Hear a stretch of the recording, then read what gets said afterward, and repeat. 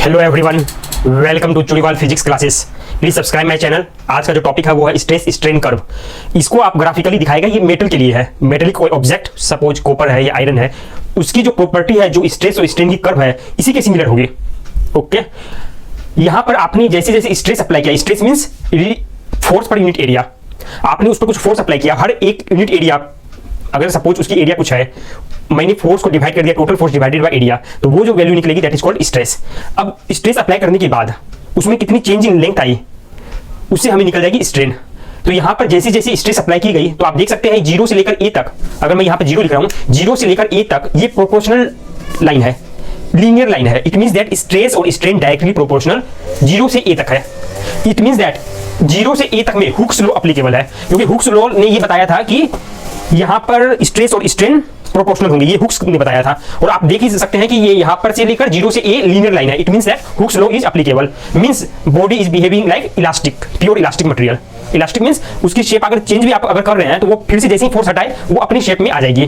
Clear. अब ए के बाद मींस इतनी स्ट्रेस के बाद फिर से आपने स्ट्रेस अप्लाई किया, फिर से आपने स्ट्रेस जब अप्लाई किया, तो आप ये देखिए कि बी पॉइंट तक जाते जाते बी पॉइंट तक आपने स्ट्रेस अप्लाई भी किया, फिर जब हटाए तो आपने देखा कि फिर से वो रिगेन कर गई। यहां पर ए से B curve is not proportional. उसके बाद भी यहां पर ए से बी तक में कर्व तो प्रोपोर्शनल नहीं है, लीनियर कर्व नहीं है। आफ्टर दैट यहां पर इलास्टिक नेचर की प्रॉपर्टी पाई गई मटेरियल में। मीन जैसे ही उस ऑब्जेक्ट पर से फोर्स हटाए, देखिए वो ओरिजिनल अपने शेप में आ गई।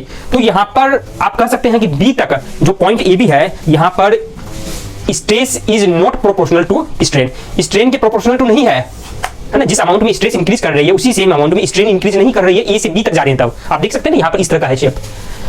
लेकिन ये हुक्स लॉ भी फॉलो नहीं कर रहा है, क्योंकि जब प्रोपोर्शनल नहीं है तो हुक्स लॉ फॉलो नहीं कर रहा है। देन आफ्टर उसके बाद भी ये इलास्टिक प्रॉपर्टी, जो मटेरियल की इलास्टिक प्रॉपर्टी है, उसको यहां तक ए से बी तक भी ये अपनी ये प्रॉपर्टी रखेगा। मींस जैसे ही फोर्स अप्लाई हटाएंगे, अप्लाइड फोर्स हटाएंगे, ये फिर से अपने शेप और साइज में आ जाएगा। Returns to its original dimension. Clear.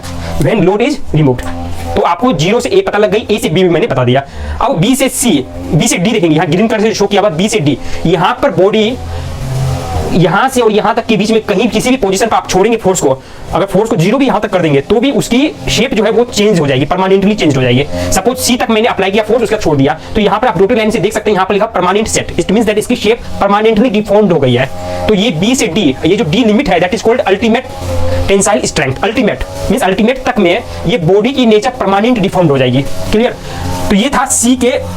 तो बी को कहा गया यील्ड पॉइंट, जो जहां पर हुक्स लॉ एप्लीकेबल नहीं था ए से बी में, बी जो लिमिट है दैट इज कॉल्ड हुक्स ये यील्ड पॉइंट। तो यील्ड पॉइंट एक ऐसी पॉइंट है जहां पर से आप बॉडी को अगर छोड़ भी देंगे, अप्लाइड फोर्स को हटा देंगे, तो बॉडी अपने शेप में फिर से आ जाएगी। ये हुई यील्ड पॉइंट। अब जो डी पॉइंट है, यील्ड पॉइंट को क्या कहते हैं? Yield point. इसको ही कहते हैं इलास्टिक लिमिट।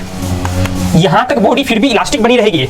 0 से ए तो इलास्टिक तो है ही, हुक्स लॉ भी फॉलो कर रही है। ए से बी हुक्स लॉ फॉलो नहीं कर रही है। देन आफ्टर उसके बाद भी यहां पर बी तक जो कहेंगे पॉइंट को यील्ड पॉइंट कहेंगे, या इलास्टिक लिमिट। इस लिमिट तक बॉडी अपनी इलास्टिक प्रॉपर्टी को रखेगी, बॉडी में इलास्टिक प्रॉपर्टी रहेगी।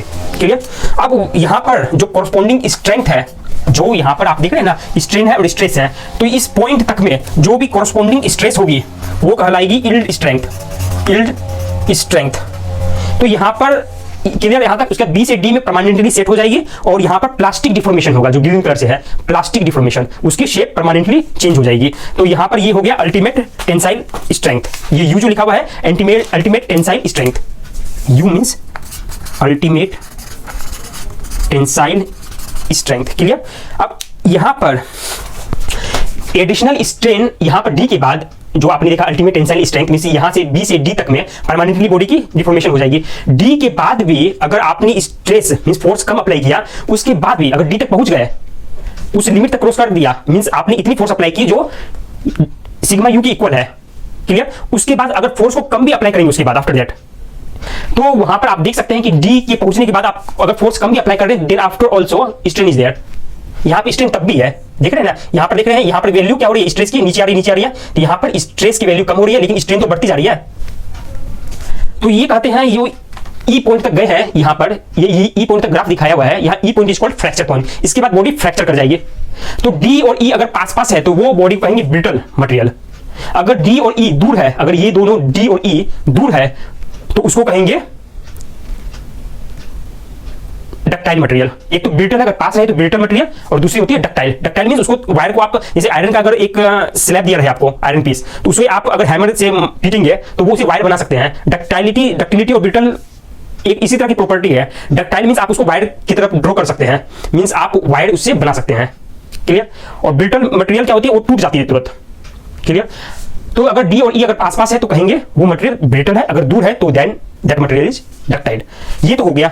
लेकिन जो यहां पर आपको कर्व दिखा रखा हूं मैं, ये मेटल के लिए है, ये मेटल के लिए है। अगर यही कर्व अगर आप किसी रबर के लिए ड्रॉ करेंगे, तो रबर के लिए एक कर्व इस तरह से आएगी। रबर के लिए, रबर के किसी भी पोर्शन पर आप हुक्स लॉ नहीं अप्लाई कर सकते हैं। क्यों? क्योंकि यहां पर लीनियर प्रोपोर्शन नहीं है, स्ट्रेस और स्ट्रेन। क्लियर। तो ये हुक्स लॉ को फॉलो नहीं करता है, हुक्स लॉ को फॉलो नहीं करेगा। और यहां पर no well defined plastic reason,